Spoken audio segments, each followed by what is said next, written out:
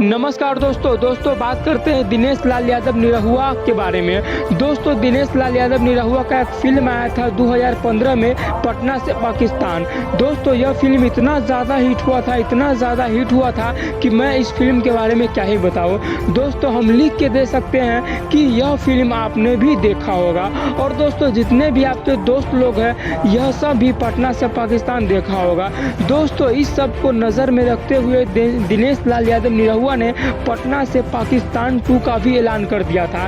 ये एक इंटरव्यू में बोले हुए थे कि पटना से पाकिस्तान 2 का शूटिंग चालू हो गया है और बहुत जल्द शूटिंग होकर, मिक्सिंग होकर और इस फिल्म को डबिंग होकर पब्लिक के सामने पेश किया जाएगा।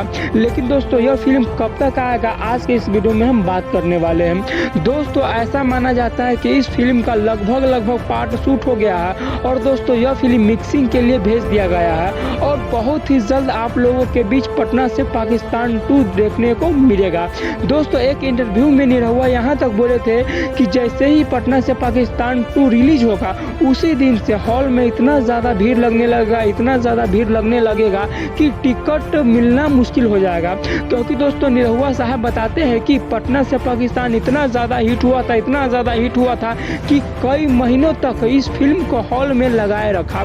दोस्तों ऐसा माना जाता है कि जैसे ही पटना से पाकिस्तान आया था तो लगभग दोस्तों 1.5 से 2 महीना तक यह फिल्म हॉल में लगा ही रहा। क्योंकि दोस्तों इतना ज़्यादा हॉल में भीड़ हो रहा था कि पब्लिक समय से तो जा रहे थे लेकिन दोस्तों इनको टिकट नहीं मिल पा रहे थे।